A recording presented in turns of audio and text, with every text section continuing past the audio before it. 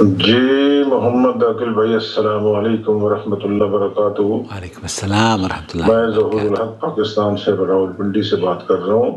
جناب عاقل بھائی راولپنڈی، ایک سوال ہے، جی بھائی، کافی دنوں سے دماغ میں گردش کر رہا ہے بہت اچھا کہ کیا۔ مقتدی تو امام کے پیچھے اس کی اقتداء میں کہتا ہے کہ میں اس امام کے پیچھے پڑھتا ہوں، مو کی طرف خانہ کعبہ شریف، اللہ اکبر۔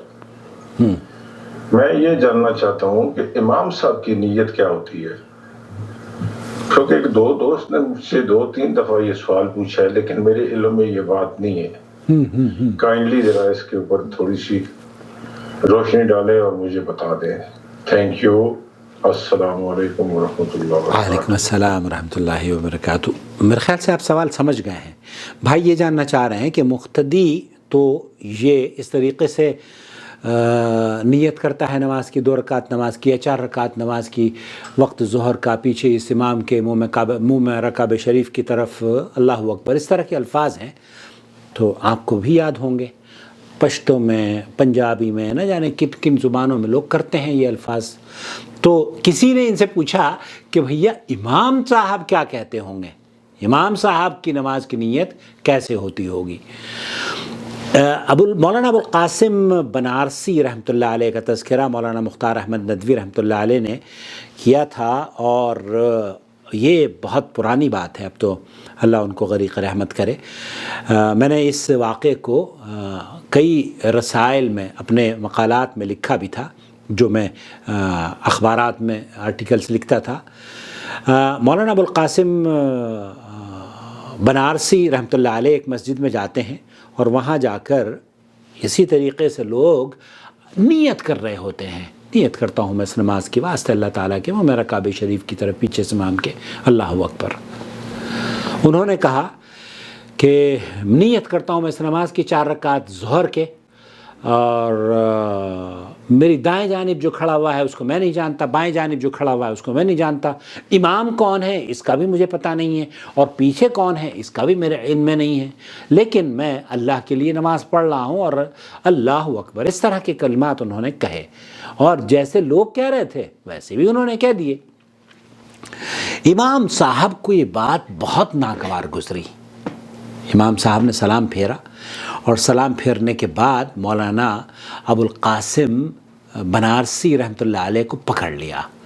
آپ نے یہ الفاظ کیوں کہے، 4 رکعت نماز وغیرہ وغیرہ وغیرہ، اور آپ اس کو نہیں جانتے، آپ اس کو نہیں، یہ آپ الفاظ کہاں سے لے کر آئے ہیں؟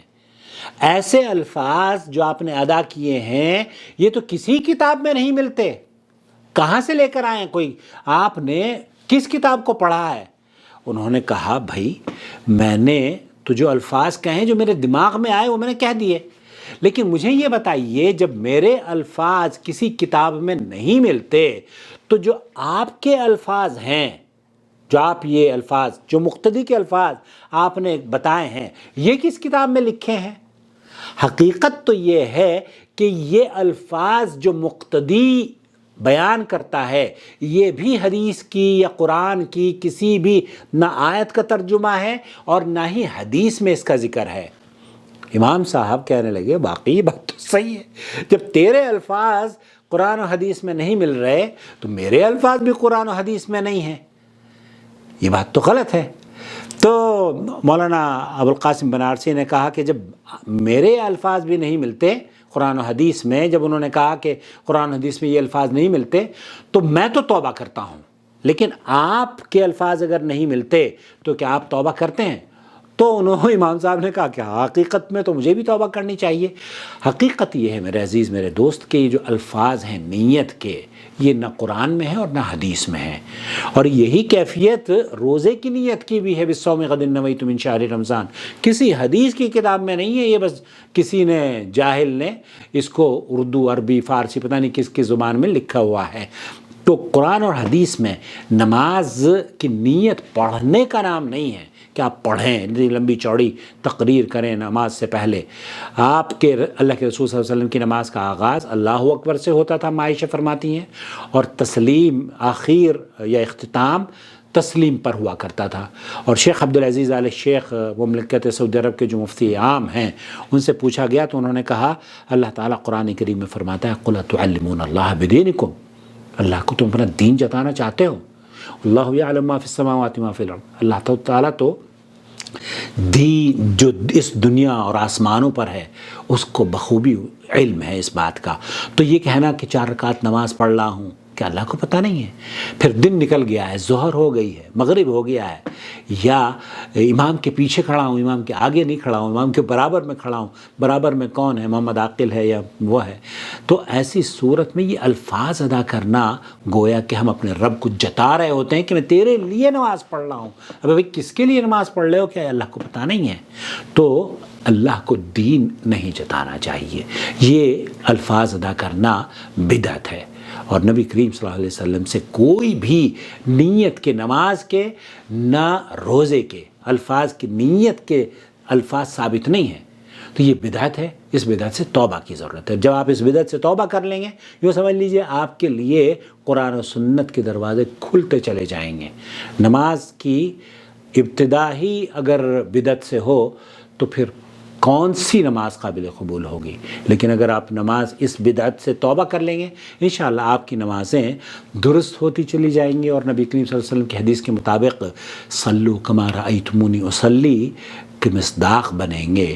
اور حقیقت یہ ہے کہ جتنے بھی ہمارے دوست حنفی دوست نماز میں یہ لمبی چوڑی نیت کرتے ہیں، کسی سے پوچھو تو صحیح کہ یہ قرآن اور حدیث میں ہے یا نہیں، تو لوگ کہتے ہیں یہ قرآن و حدیث میں تو نہیں ہے لیکن کر لیں۔ بھائی کیسے کر لیں، کیوں کر لیں، آپ کا کیا کہا جائے ان کو؟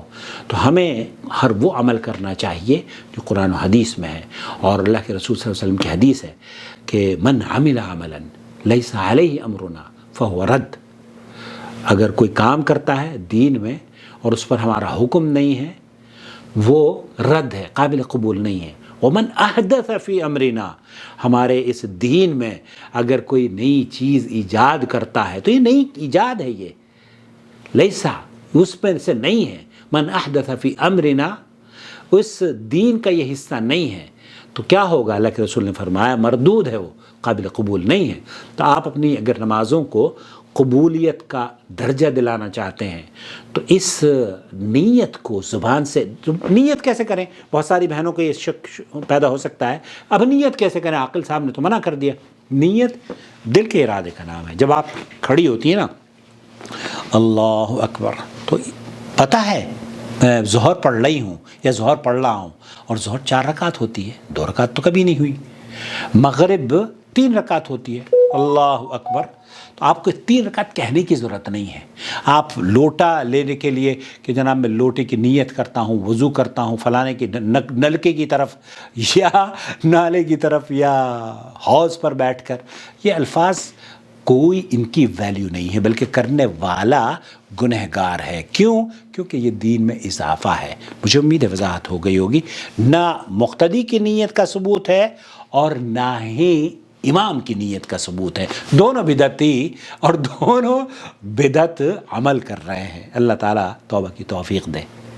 الحج اشہر معلومات فمن فرض فيهن الحج فلا رفث ولا فسوق ولا جدال في الحج وما تفعلوا من خير يعلمه الله وتزودوا فإن خير الزاد التقوى واتقون يا أولي الألباب